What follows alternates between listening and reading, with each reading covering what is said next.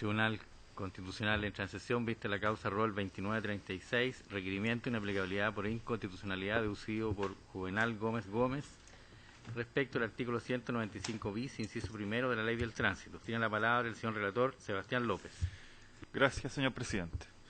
La inaplicabilidad respecto de la norma aludida se impetra en relación con la causa penal seguida en contra del señor Gómez ante el juzgado de garantía de Castro, actualmente pendiente en audiencia preparatoria de juicio oral y suspendida en su tramitación según lo ordenado por la segunda sala de esta magistratura. Con fecha 19 de noviembre de 2015, en la gestión, el Ministerio Público dedujo acusación fiscal contra el requerente como autor en grado de consumado de los delitos de conducción en estado de ebriedad con resultado de daños y de negarse a la realización de alcoholemia, este último tipificado en el artículo 195 bis, inciso primero cuestionado, que fue introducido a la Ley de Tránsito por la Ley número 20.770, conocida como Ley Emilia, y que dispone: la negativa injustificada de un conductor a someterse a las pruebas respiratorias u otros exámenes científicos destinados a establecer la presencia de alcohol o de sustancias estupefacientes o psicotrópicas en el cuerpo, previstos en el artículo 182, será sancionada con multa de 3 a 10 unidades tributarias mensuales y con la suspensión de licencia hasta por un mes. Afirma el requerente que en el marco de los objetivos perseguidos por la Ley Emilia, la norma cuestionada creó un nuevo tipo penal consistente en la negativa injustificada a realizarse la alcoholemia, negativa que antes de la modificación importaba solamente una presunción de ebriedad en contra del conductor. La aplicación del precepto en la gestión judicial concreta en cuanto podría generar responsabilidad penal por el nuevo delito que tipifica, estima el actor importaría vulnerar los artículos 1 y 19 número 3, incisos 6 y 7 de la Constitución. Así, alude a su derecho a un procedimiento e investigación racionales y justos, y a que la ley no podrá presumir de derecho a la responsabilidad penal, entendiendo esta última preceptiva constitucional como la consagración de la garantía de presunción de inocencia o del derecho a la no autoincriminación, garantías que la ley debe resguardar en el marco de un debido proceso para ajustar el ejercicio del ius puniendi estatal a la Carta Fundamental. Lo dicho importa que el debido proceso penal opera sobre la base de que el imputado no debe demostrar su inocencia, sino que el órgano persecutor estatal debe probar su culpabilidad. Sin embargo, la norma impugnada infringe la Constitución, toda vez que, bajo amenaza de pena, compele al imputado a colaborar con la investigación penal, obligándolo a configurar prueba en su contra, esto es, lo constriñe a aportar prueba autoincriminatoria. Añade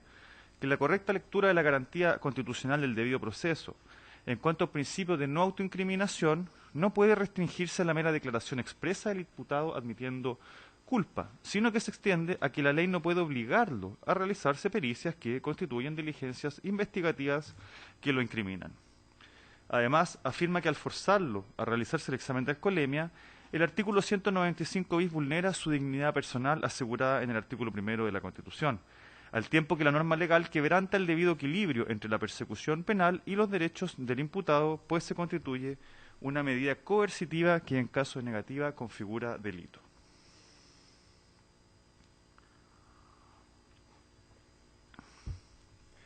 Habiéndose admitido tramitación y declarado admisible el requerimiento y conferió los plazos legales a los órganos constitucionales interesados y a las partes, el Ministerio Público, dentro de plazo o presentación de 19 de enero de 2016, solicitó se tuvieran presentes sus observaciones sobre el fondo y solicitó el rechazo del requerimiento en todas sus partes. Afirma que tanto antes como después de las modificaciones introducidas por la Ley Emilia a la Ley de Tránsito, se han contemplado obligaciones y cargas para los conductores, que se condicen con la naturaleza peligrosa de la actividad de manejar vehículos motorizados y las exigencias que, por dicho motivo, pueden configurarse legalmente, tales como la establecida en el artículo 180 de la ley, que obliga al conductor que ha intervenido en un accidente a facilitar la inspección del vehículo, y las contempladas en los artículos 182 y 183, que permiten a carabineros someter al conductor a la prueba respiratoria u otras científicas destinadas a detectar la presencia de alcohol en su organismo. Durante la tramitación de la Ley 20.770, se propuso el establecimiento de la pena de presidio menor en su grado máximo y comiso del vehículo en caso de negativa a la alcoholemia, aunque la norma del artículo 195 bis impugnado finalmente quedó redactada de forma tal que sanciona el ilícito con multa y suspensión. Este artículo suprimió el inciso final del artículo 183 que disponía que la negativa sería apreciada por el juez como un antecedente calificado que podría darle valor suficiente para establecer el estado de ebriedad. Luego, la obligación de someterse a las pruebas, así como la sanción de la conducta de negarse injustificadamente a ello, siempre han existido, antes bajo amenaza de configurar prueba, ahora bajo amenaza de consecuencias penales. Además, el requerimiento de inaplicabilidad adolece de defectos que llevarían a su necesario rechazo, ya que el requirente no impugna las normas legales aludidas que permiten a Carabineros obligarlo a realizarse las pruebas, lo cual constituiría el motivo de la infracción que denuncia. A continuación, el Ministerio Público realiza un parangón entre el artículo impugnado y la norma equivalente contenida en la legislación española, que establece penas de prisión y privación del derecho a conducir en caso de negativa a la alcoholemia. Norma que fue refrendada en su constitucionalidad por el Tribunal Constitucional de España, declarando que no se infringe el derecho a no confesar culpa o autoincriminarse, pues solo obliga al imputado a tolerar que se practique una pericia técnica. Estima el Ministerio Público que el criterio recién anotado es extensible al caso sublite, en que el precepto impugnado igualmente no es equiparable a una autoincriminación, sino que únicamente exige colaborar con una pericia cuyo resultado es además incierto.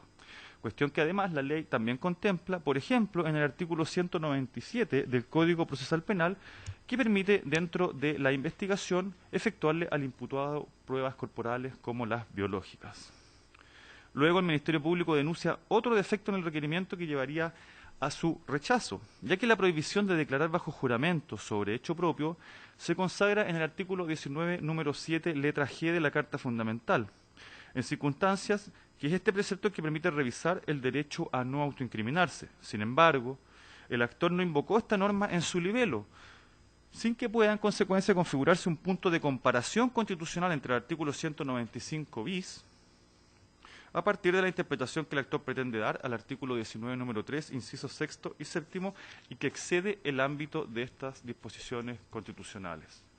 Concluye así el órgano persecutor fiscal que la norma impugnada no infringe el debido proceso, ni la prohibición de presumir de derecho a responsabilidad penal, ni tampoco la dignidad de la persona. Por resolución de 22 de enero, se ordenó traer los autos en relación y se han anunciado en forma, señor presidente, para alegar los abogados representantes de las dos partes. Eso es todo. Muy bien, muchas gracias. Entonces, por el requirente, Juvenal Gómez Gómez, alega el abogado Alex Caroca Pérez hasta por 30 minutos. Tiene la palabra. Gracias, señor presidente. Excelentísimo tribunal. Efectivamente, hemos concurrido para que vuestra señoría excelentísima examine la constitucionalidad del tipo penal que ya se ha referido, que está establecido en el artículo 195, inciso primero, de la ley 18.290, ley de tránsito, y que, como se ha señalado, fue introducido en virtud de una novela legislativa que, lamentablemente, digamos, desde el punto de vista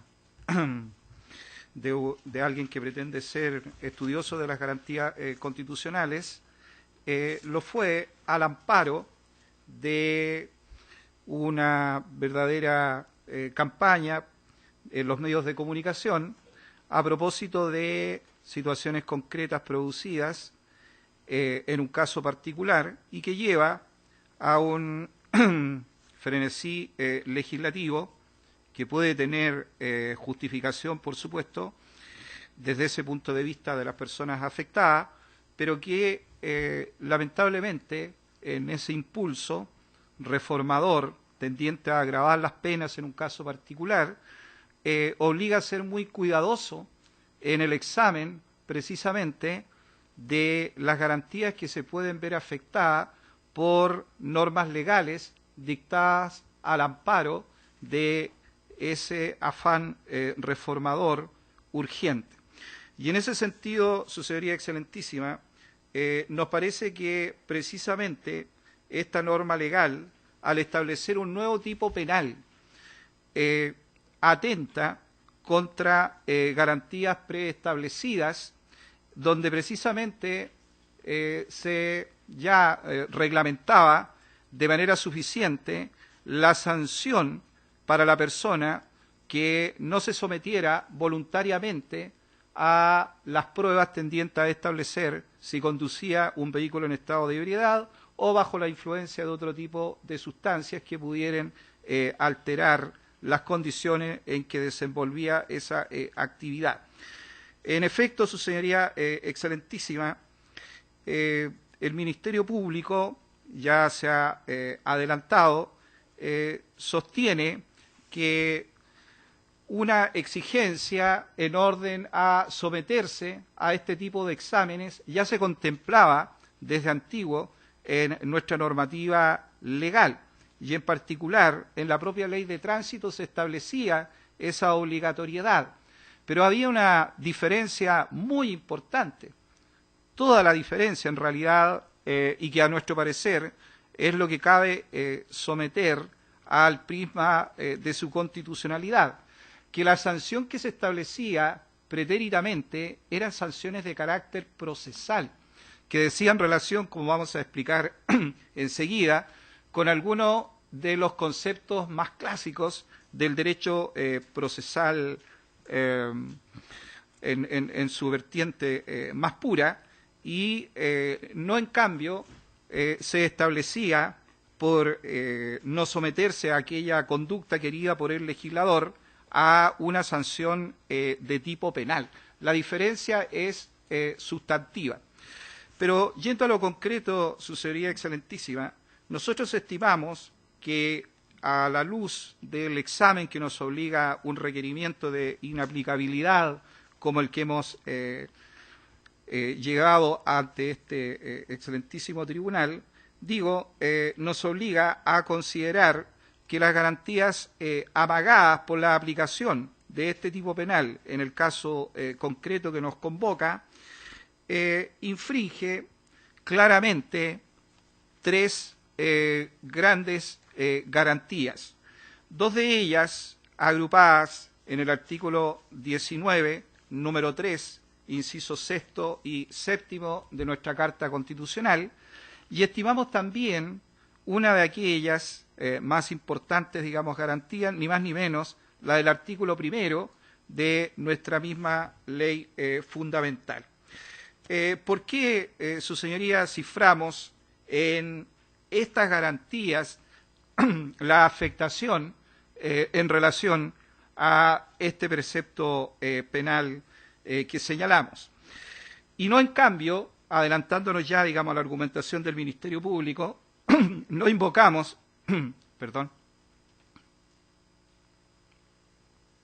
no invocamos la consagración del artículo 19, número 7, letra G de la misma Carta Fundamental, donde se establece que nadie puede ser obligado a declarar bajo juramento y lo que se ha denominado en consecuencia, ¿no es cierto?, ese derecho a no autoincriminarse.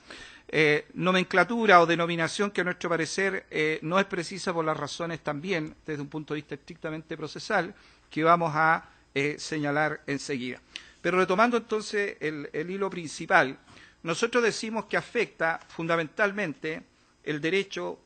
como decíamos, al debido proceso, en el artículo 19, número 3, inciso quinto, como madre, como garantía marco de todos aquellos que se ven sometidos a un enjuiciamiento de cualquier naturaleza en nuestro país. Garantía que, como se sabe, es de carácter indeterminado por su propio origen anglosajón, o mejor dicho, que los actores, tanto legislativos cuanto jurisdiccionales, cuanto incluso, como hemos sostenido, por las propias partes, estamos llamados a llenar de contenido. Sin perjuicio de lo cual, hoy día, precisamente, se ha establecido ya suficientemente que parte del contenido de esa garantía constitucional del debido proceso dice relación con el establecimiento de la denominada presunción de inocencia, que, si se quiere, también podemos afincar en nuestra ley fundamental en el inciso séptimo del referido artículo 19, número 3.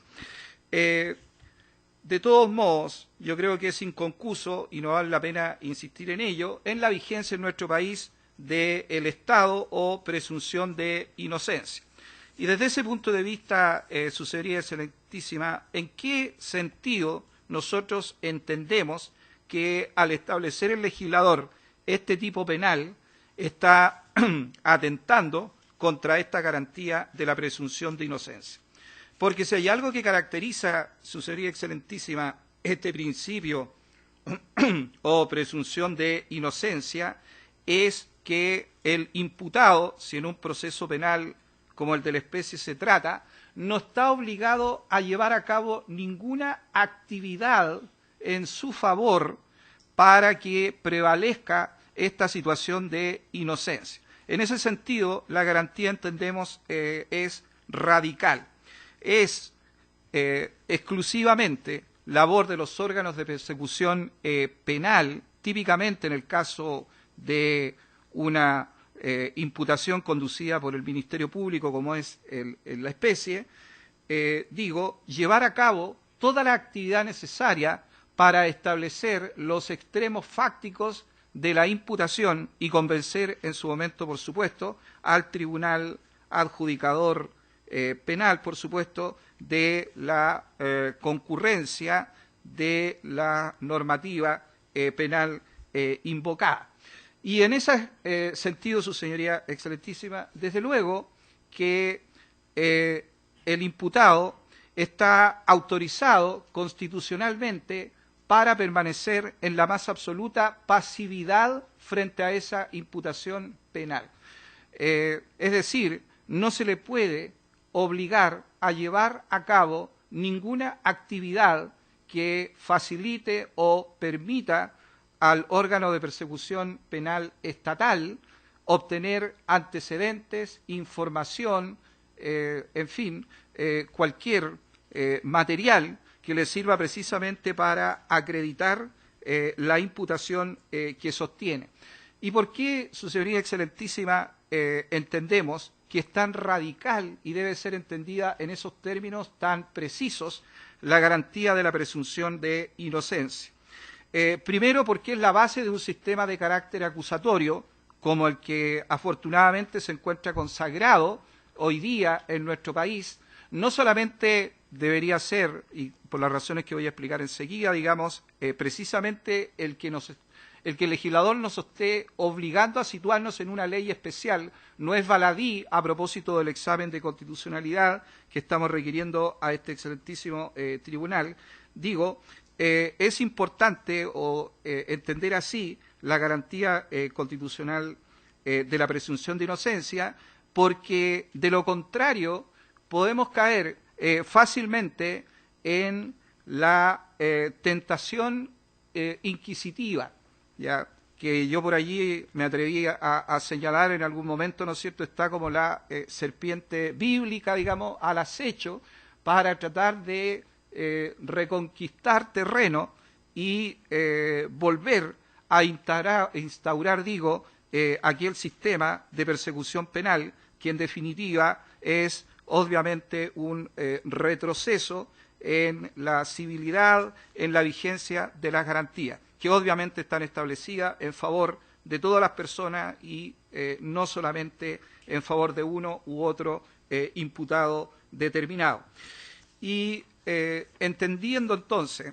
que ese es el sentido de esta presunción de inocencia, a nuestro parecer claramente constituye un desvío hacia una manifestación inquisitiva, si lo queremos mirar desde ese punto de vista, el que el legislador consagre una norma para obligar, bajo apercibimiento de una sanción penal, el que se lleve a cabo esta actividad de tener que someterse a estas pruebas, colaborar en esta actividad que le permite, por supuesto, al órgano de persecución penal facilitar su labor, pero lo hace precisamente a costa de la vigencia de esta garantía del ciudadano. Es decir, lo que nosotros sostenemos es que el Estado, en sus diversas manifestaciones, por supuesto que trata de facilitarse la tarea de persecución penal. Y frente a ello, el ciudadano solo puede oponer ese arsenal de garantías que, a partir de la Constitución y tratados internacionales que forman parte, de acuerdo al menos a nuestra interpretación, ¿no es cierto?, precisamente del bloque de constitucionalidad, con la misma o mayor fuerza que nuestra ley fundamental, digo, lo único que puede detener ese frenesí normativo estatal es precisamente este arsenal de garantía. Y desde ese punto de vista, entonces, desde el punto de vista positivo ahora, en lo que dice relación con la conducta de este imputado, precisamente lo que tiene es una opción de someterse o no a esas pruebas de orden químico, físico o demás que el órgano de persecución penal ha establecido. Si es una opción en sus propios términos, evidentemente no puede traer aparejada el ejercicio de esa opción con una sanción penal. Es la antítesis precisamente de ser una opción o facultad, puesto que de lo contrario se pasa a ser obviamente un deber, y en ese sentido la antinomia con la actual consideración normativa y la garantía así entendida no puede ser más evidente a nuestro parecer. ¿Y por qué decíamos delante que esto es distinto a la situación que establecía el legislador en la misma ley de tránsito con anterioridad, donde establecía que el no someterse a estas pruebas permitía una presunción de responsabilidad, porque aquello nos situaba en el campo procesal, y en el campo procesal propiamente tal, a nuestro parecer, no es óbice establecer la obligación de someterse a esa prueba. ¿Cuál es la diferencia? Sabemos que en derecho procesal se trabaja fundamentalmente con el concepto propio de esta ciencia jurídica de la carga procesal, que ya está formando parte, por supuesto, del derecho procesal clásico en su formulación a partir de James Golding, es decir, el imperativo en interés propio, es decir, la persona, desde el punto de vista procesal, puede llevar a cabo o no una determinada actividad, pero si no la lleva a cabo, él es el perjudicado. Y eso es lo que acontece, el gran descubrimiento, ¿no es cierto?, el aporte de ese concepto con, por ejemplo, la contestación a la demanda. La contestación a la demanda, obviamente que es una carga procesal. El único perjudicado, si no hace uso de esa facultad, es el propio demandado. Pero no se puede extraer de allí consecuencias, por ejemplo, como aquí se pretende, de carácter penal. Y en ese sentido, a nuestro parecer, es lo que estaría aconteciendo de aceptarse la constitucionalidad de esta norma penal. Así las cosas, obviamente que si el conductor compelido decide hacer uso de la opción de no someterse a este examen, lógicamente que podrá soportar consecuencias procesales, como ocurrirá, por ejemplo, en este caso, donde en la especie se ha deducido una doble acusación. Es decir, en primer lugar, no someterse voluntariamente al examen de alcoholemia, y en segundo lugar, y como consecuencia de lo mismo, una acusación por manejo en estado de ebriedad que se establece a partir precisamente de aquella negativa a someterse al examen de alcoholemia. Es decir, desde ese punto de vista, podría considerarse un atentado al non bis in idem. Pero ese atentado al non bis idem, que no fue objeto de reproche constitucional desde nuestro punto de vista en esta oportunidad, a nuestro parecer no debería darse porque precisamente el primer tipo penal es el que debe caer por atentar, como hemos dicho, digamos, a esta garantía del debido proceso y, por extensión, al de la presunción de inocencia. Pero, su señoría excelentísima, este planteamiento nos deja una segunda duda o un segundo género de preocupación acerca de otra garantía constitucional respecto de la cual argumentalmente el Ministerio Público trata de llevarnos. Como decíamos delante, el Ministerio Público en su interesante exposición nos dice, pero resulta que acá no se ha invocado una garantía de la cual constitucionalmente también el imputado dispone, que es la posibilidad de no declarar contra sí mismo. Nos dice que estaría asegurada en nuestra Constitución, como ya hemos dicho, en el artículo 19, número 7, letra G. En primer lugar, tenemos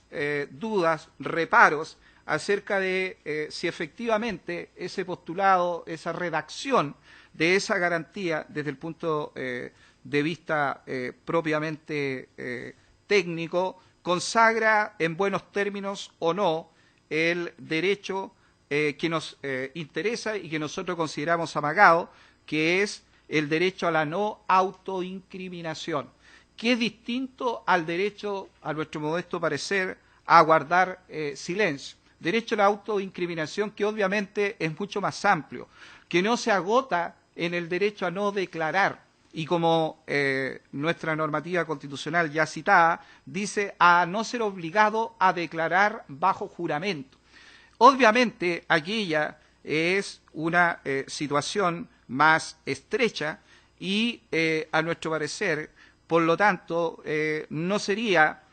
adecuado llevar el análisis que nosotros estamos pretendiendo de este norma, de este precepto penal de carácter legal, a contraste con aquella norma constitucional. No, lo que nosotros sostenemos es que el derecho a la no autoincriminación, íntimamente ligado, por supuesto, a la presunción de inocencia, es de carácter mucho más amplio e incluye precisamente la posibilidad de no llevar a cabo este tipo de actividad como la que el legislador hoy día pretende que lleve a cabo, digamos, cualquier conductor bajo apercibimiento de sanción penal. En efecto, este derecho a la no incriminación tiene diversas o debe tener diversas manifestaciones, como por ejemplo precisamente el negarse a participar en determinados actos de investigación. Pero se nos podrá decir, y con justeza,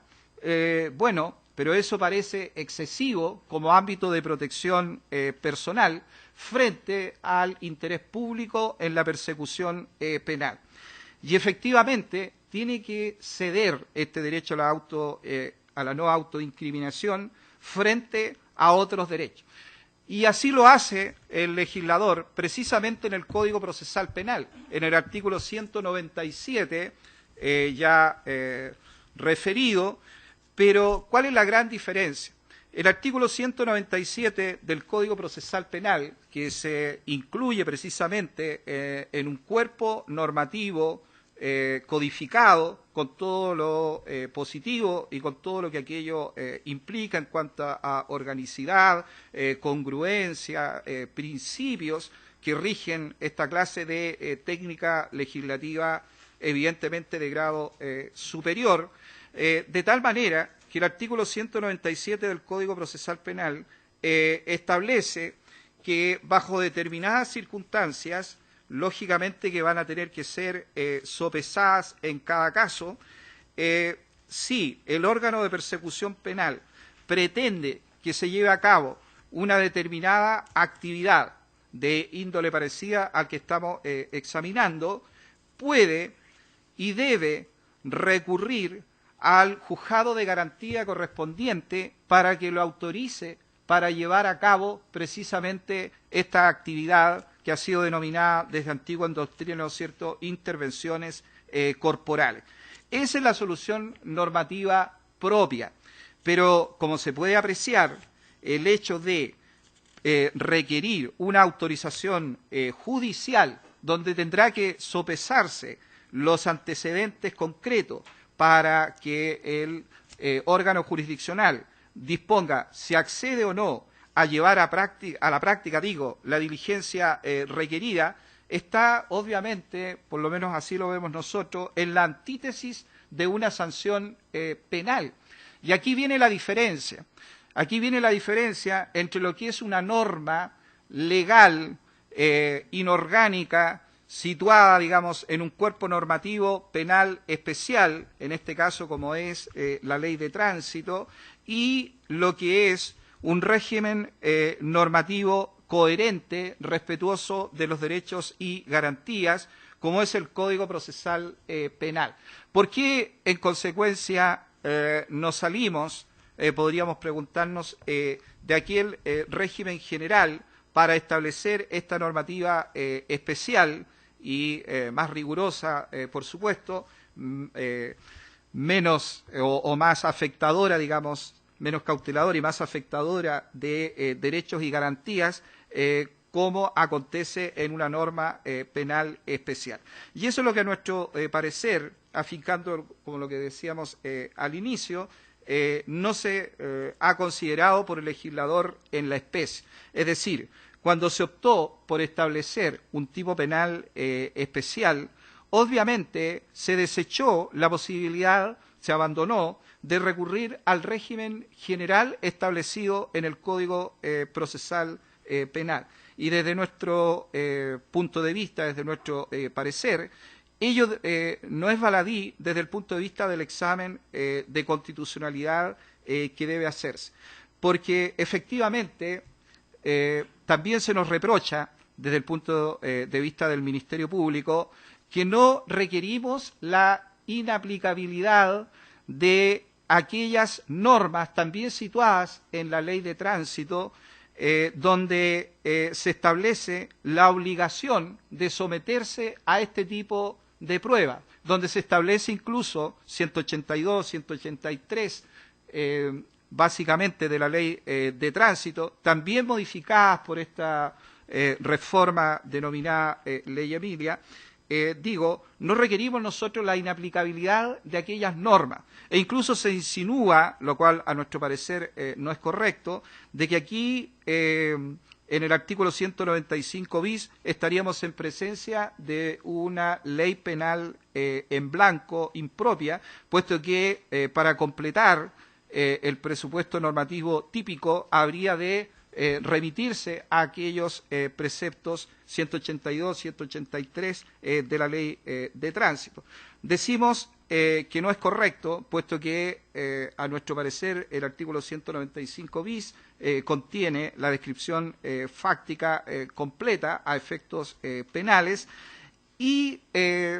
nosotros no cuestionamos, en definitiva, la constitucionalidad de aquellas normas que establecen la facultad de los funcionarios policiales para requerir este tipo de exámenes. No cuestionamos tampoco la facultad, ¿no es cierto?, del ciudadano para someterse a los mismos. No, el problema, a nuestro parecer, está en haber elevado la sanción desde una sanción procesal por el incumplimiento de aquellos deberes a una sanción penal. Como decíamos, precisamente esa es la cuestión importante a dilucidar. Y aquí nos encontramos, obviamente, con ese fenómeno denominado, ¿no es cierto?, hoy día, el populismo penal, la infracción normativa penal, y creemos que efectivamente acá nos encontramos en una manifestación de aquello. Fenómeno incluso, digamos, como sabemos, de carácter internacional, puesto que también el Ministerio Público nos invoca en esta oportunidad normativa en el Código Penal español y pronunciamiento de este tribunal que tantas veces ha servido de fuente, ¿no es cierto?, para jurisprudencia, particularmente en nuestro país y en Latinoamérica, pero que en esta oportunidad sus planteamientos,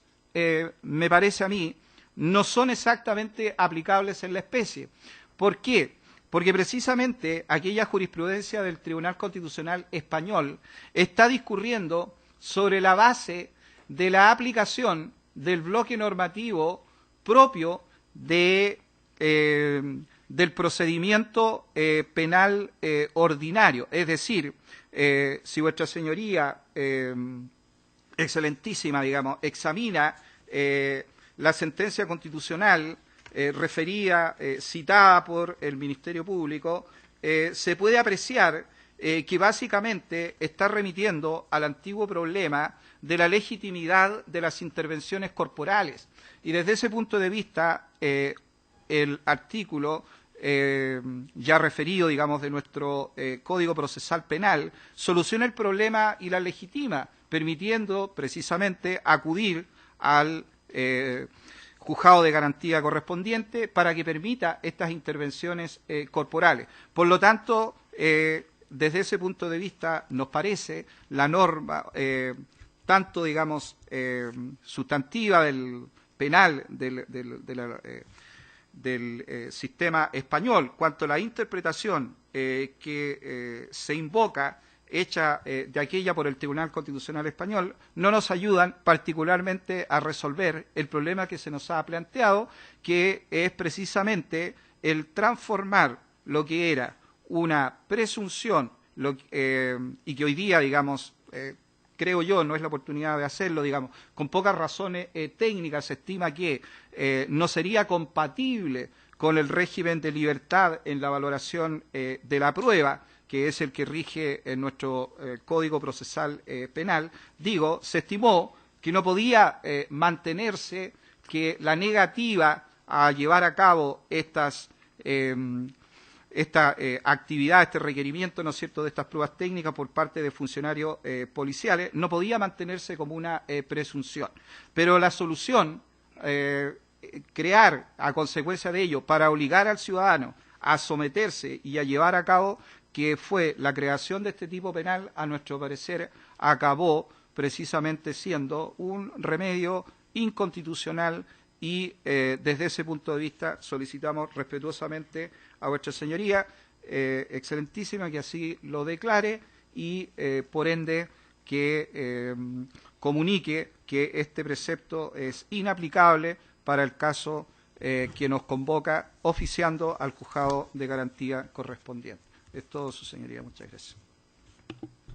Muy bien, muchas gracias. Por el Ministerio Público, alega el abogado Pablo Campos Muñoz, hasta por 25 minutos. Tiene la palabra.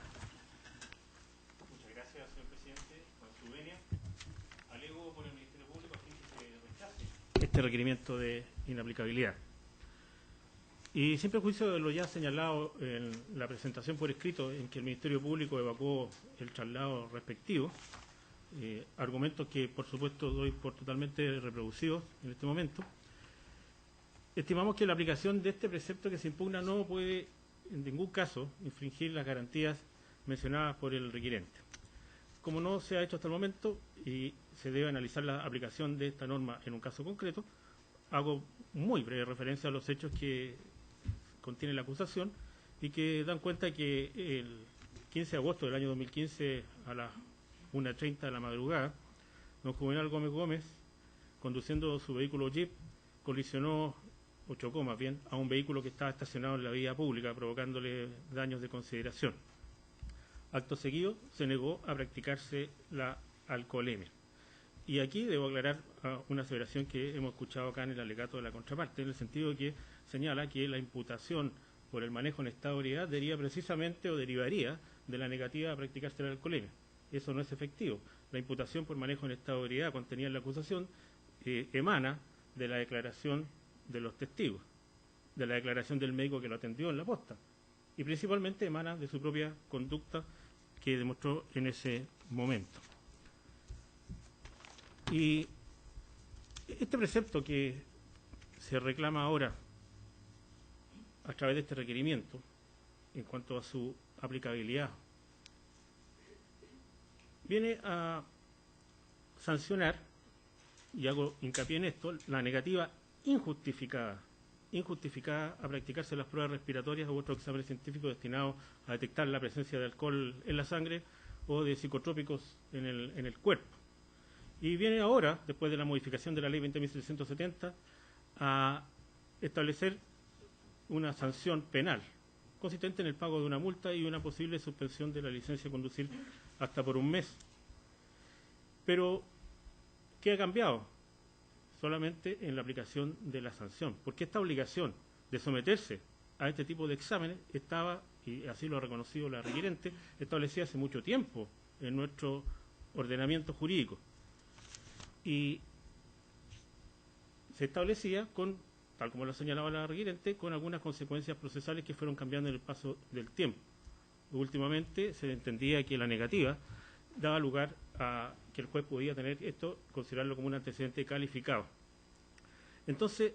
estimamos que no es efectivo lo que se señala a foja 5 de este requerimiento cuando se dice que se establece ahora un deber de conducta que antes no existía en nuestra legislación, ya que esta obligación, reitero, ha existido por mucho tiempo y de la manera que estaba redactado el artículo 183 hasta antes de esta modificación, entendemos que no fue materia de cuestionamientos de orden constitucional. Entonces, cuando la negativa a practicarse este tipo de exámenes estaba sancionada solamente con una consecuencia procesal que permitía al juez tener esto como un antecedente calificado, resulta que ningún conductor pareció cuestionarlo ni pareció preocuparle. Solamente ahora, que siguiendo el ejemplo de otros países, se opta por establecer una sanción penal para el conductor que niega a someterse al examen de alcoholemia, parece que empieza a ser importante. Y recién ahora parece que empezará a preocuparse o a generar preocupación por la posible infracción del principio de no autoincriminación. Ahora bien, y en ese punto, seguramente, entendiendo cuál es el alcance muy preciso y concreto que nuestra Carta Fundamental le establece respecto del principio de no autoincriminación, es que la parte requerente intenta desplazar la discusión hacia otras garantías como el debido proceso y la presunción de inocencia. Pero se topa precisamente con que el alcance que nuestra Carta Fundamental le da al principio de no autoincriminación es bastante preciso. Y lo cierto es que desde la entrada en vigencia de esta norma, del artículo 195 bis inciso primero, el ciudadano, al contrario de lo que dice la parte requirente, no está obligado a llevar a cabo ninguna actividad positiva. No está llevado a cabo ninguna actividad. Solamente debe tolerar la práctica del examen que debe realizarse, como en este caso la alcoholemia, que es precisamente lo que él se negó a practicarse. Se señala luego también en el requerimiento que la colaboración con la persecución penal se tiene que presentar siempre como una opción, así lo dice el requerimiento, opción que debería poder ejercerse con plena libertad. Sin embargo, yo hago presente que esto siempre ha sido así, ¿ya? Esta práctica de estos exámenes ha existido por mucho tiempo. La decisión finalmente depende del propio conductor, que tiene que someterse al examen. Él va a tener que decidir si opta por realizarse el examen o asumir las consecuencias que ello derivan. Antes las consecuencias eran procesales, evidentemente ahora son de índole penal con una pena de multa. En ambos casos entendemos que la persona mantiene plena libertad para decidirse a practicar el examen y solo que tiene que asumir las consecuencias que eso deriva. Y eso pasa con un montón de decisiones que todas las personas tenemos que tomar en el curso de nuestra vida. Ahora, si a la parte requerente le importa tanto la libertad de la persona, del conductor en ese momento, hay que hacer presente y considerar que desde el preciso momento que esa persona optó por conducir un vehículo por la vía pública, aceptó ceder cierta porción de su libertad, porque aceptó y asumió las reglas que se establecen por la autoridad para regular el tránsito de vehículos por la vía pública, que es una actividad sumamente generadora de riesgo, creadora de riesgo, y que impone al que la ejerce una serie de obligaciones, de restricciones y de prohibiciones, y también le impone obligaciones. Por ejemplo, le impone la obligación de conducir con una licencia vigente y determinada, cuestión que tampoco cumplía el señor Juvenal Gómez Gómez, porque él tenía la licencia suspendida, ya que había sido condenado previamente, pero el mismo juzgado de garantía Castro por manejo en estado de ebriedad, casos en los cuales también se negó, por supuesto, a hacerse la alcoholemia. También se impone, entre otras cosas, la obligación de no conducir un vehículo bajo los efectos del alcohol o bajo los efectos de sustancias psicotrópicas. Y esta última obligación conlleva también la obligación aceptada por la persona que decide manejar un vehículo por la vía pública de someterse a los exámenes científicos respectivos que puede practicar la policía para determinar si esa persona está cumpliendo o no con esa obligación. Resulta evidente, sus señorías, que la conducción bajo los efectos del alcohol tiene y ha tenido una grave incidencia en la causa de graves daños, tanto a la vida como a la integridad física o psíquica de las personas, pero también daños a la propiedad. Y resulta lógico que el legislador trate de tomar las medidas pertinentes para poder evitar que lisa y llanamente el conductor se niegue a practicarse el examen para detectar o no la presencia de alcohol en la sangre. Y claramente, a partir de la entrada en vigencia de esta norma, desde ahora esa negativa podría traer aparejada una consecuencia penal. Pero eso no tiene que ver, y aquí discrepamos con la parte del querente, con la calidad de imputado, de la cual deriva toda esta posible y eventuales infracciones, tanto al debido proceso como a la presunción de inocencia. Porque esta obligación ha estado y está al día de hoy dirigida a cualquier ciudadano que tome un vehículo y conduzca por la vía pública. Así lo establece el artículo 182 de la Ley de Tránsito. De manera tal que estimamos que si cualquier ciudadano que conduce un vehículo está obligado a practicarse estos exámenes para comprobar que no está infringiendo la prohibición de manejar con alcohol en el cuerpo, resulta que solamente podría adquirir la calidad de imputado en el momento en que los resultados de ese examen arrojan una presencia prohibida, de una cantidad prohibida de alcohol en la sangre. Y la norma del artículo 182 de la Ley de Tránsito es bastante clara al respecto. Y aquí también discrepo de la parte requerente. Esta norma no ha sido modificada por la Ley 20.770. Está así desde antes de esa norma. Y establece que Carabineros puede someter a cualquier conductor, así lo dice, a la prueba respiratoria o de otra naturaleza para poder detectar la presencia de alcohol en la sangre o de psicotrópicos en el organismo. Reitero, es una obligación que nos afecta a todos, a cualquier conductor que maneja por la vía pública. Y independiente si ha intervenido en algún hecho que pueda ser considerado calificado como delito o cuasi delito. Y ese conductor está y aceptó ser a la posibilidad de ser obligado a practicarse estos exámenes. Y nadie podría entender que por un mero control carretero me podría estar convirtiendo yo en un imputado. Reitero, la persona solamente va a adquirir esa calidad en la medida en que el resultado resulte positivo y arroje la presencia de alcohol en la sangre, pero además la arroje en una cantidad que esté prohibida por la ley. Entonces, no se ve cómo se pueda estar violando en ese caso y en ese escenario ni la presunción de inocencia ni el debido proceso, que entre comillas, en el requerimiento se menciona solamente para hacer presente que contiene, entre otras garantías, la presunción de inocencia. En la historia del establecimiento de esta norma ha quedado constancia la intervención del senador Felipe Arboe en la discusión en sala del Senado, en ocasiones que, refiriéndose a la presunción que establecía el artículo 183, antiguo de la Ley de Tránsito,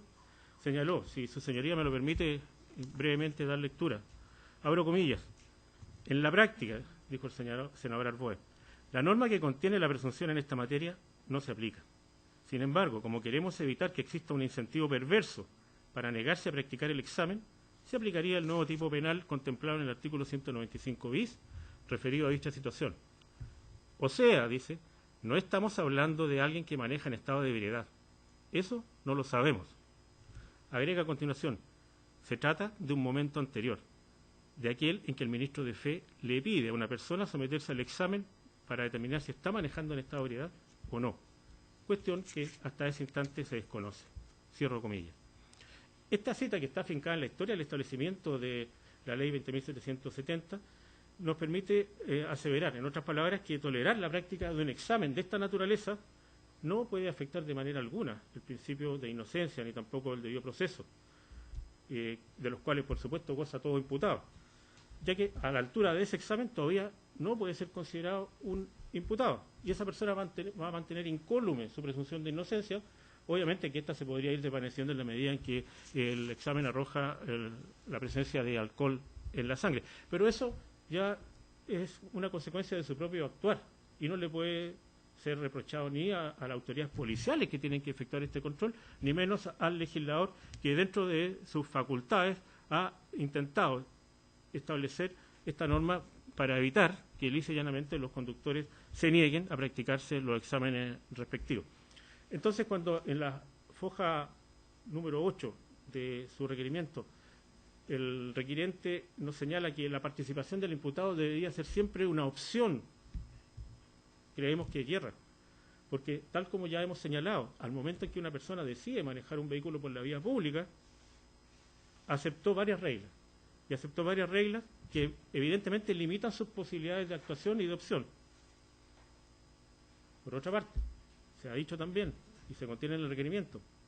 que esto podría afectar la condición de la dignidad humana contemplada en el artículo 1 de la Carta Fundamental. Y nosotros estimamos que eso no es efectivo, ya que el legislador, en el artículo 195 bis, inciso primero de la Ley de Tránsito, estableció expresamente la posibilidad de que pudiera existir una negativa justificada a practicarse los exámenes. Eso implica que podría existir razones que llevaran a esa persona a negarse. Esas razones van a tener que ser ponderadas luego por el juez respectivo. Evidentemente, el legislador dejó abierta la puerta para que, en algún caso, una persona estime realmente afectada su dignidad con la práctica de alguno de estos exámenes, pueda negarse y, evidentemente, el control posterior del juez podrá determinar si se hace o no acreedor a la sanción que está establecida en la norma que se impugna. Y en este punto el requirente también hace referencia a lo dispuesto en el artículo 197 y hace un parangón con lo dispuesto en esa norma del Código Procesal Penal, haciendo presente que ahí, ante la negativa a practicarse un examen corporal, se puede requerir la autorización de un juez de garantía. Pero si esto lo analizamos desde el punto de vista de lo invasivo o no que puede ser un examen como el que se negó a practicarse don Juvenal Gómez, resulta que con o sin intervención, autorización de un juez de garantía, el examen va a seguir siendo el mismo.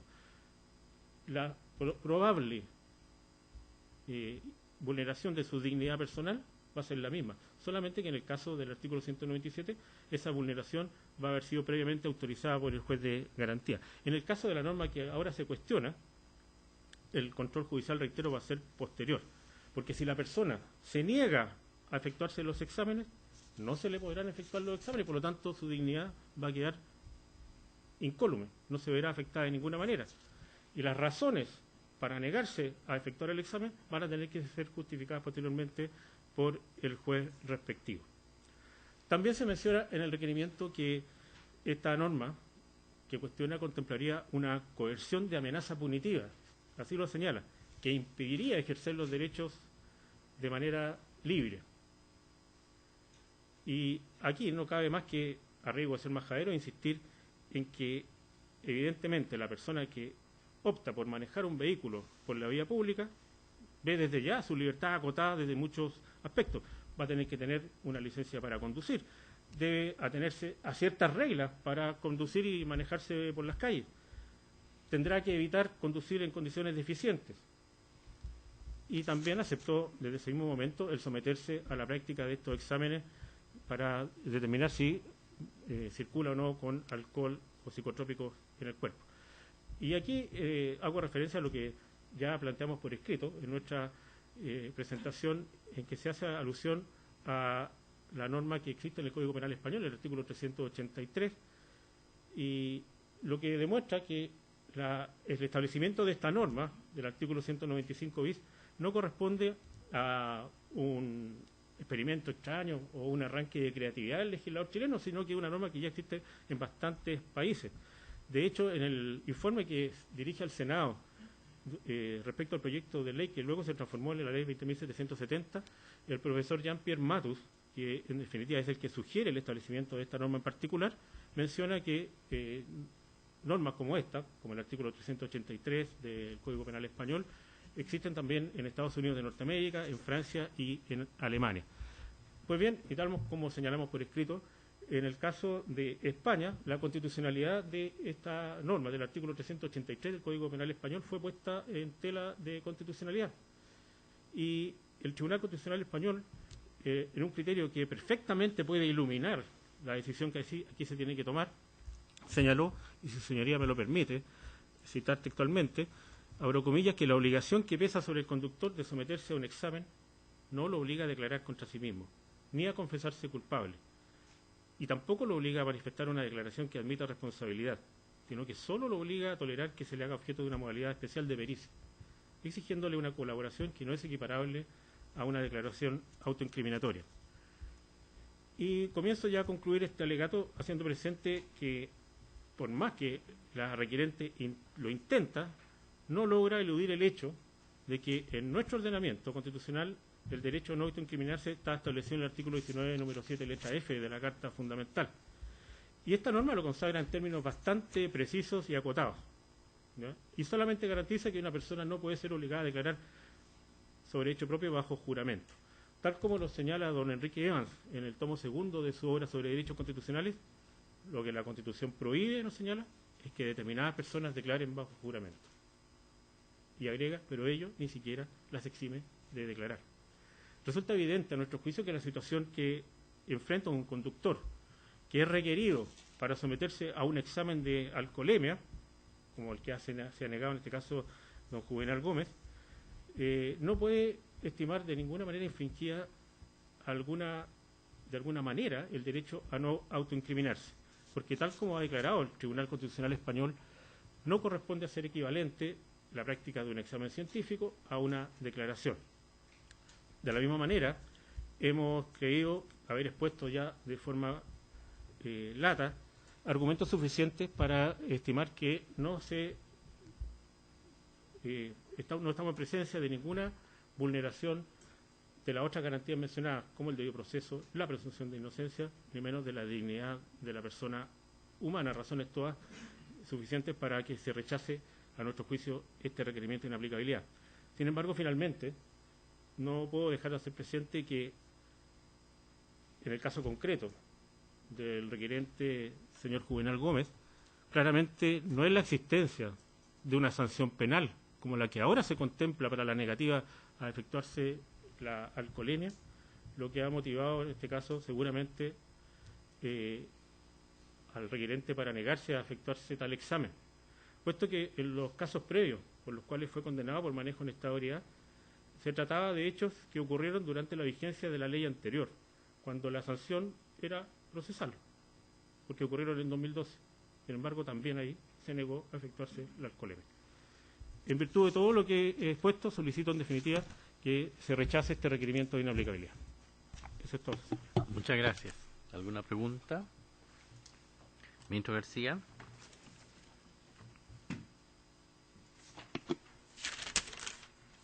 Yo quisiera hacer una pregunta que debo reconocer que es lateral, porque es a raíz de las discusiones y alegatos aquí producidos, que en estricto rigor no tiene que ver con el alcance concreto de esta regla, sino que con el debate sobre la concurrencia de este delito en función del delito de estado de ebriedad. Y tiene que ver con una dimensión propiamente procesal. Entiendo que cómo entender esta regla respecto de cuál es la determinación sobre el alcance de una prueba. El Ministerio Público sostuvo que la prueba de este caso está claramente determinada por otras reglas, por otros medios probatorios como su propia conducta, los testigos, etcétera, la declaración del médico. Entonces, ¿qué valor cumpliría la alcoholemia en función de una regla de prueba? Esto es para los dos, digamos. Esto quiere decir que el artículo 195, inciso primero, en definitiva, está excluyendo la alcoholemia en el delito posterior. o también confluye como regla de prueba. Esto es lo que quisiera ver. Es un examen que debo de reconocerlo, inmediatamente se los digo, porque tanto ustedes dos ambos han dicho que no se refieren al otro delito, porque en realidad esta tesis discurre sobre el otro delito, pero sí quiero verificar la regla del valor de la alcoholemia propiamente tal. ¿Qué función cumple en ese proceso?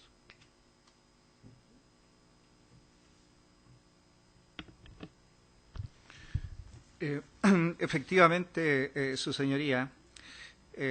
lo que nosotros entendemos que este tipo de normativa, ¿no es cierto?, exógena frente a un sistema de persecución penal que tiene que ser armónico, que, en fin, debe tener principios rectores, produce problemas como los que plantea el excelentísimo magistrado,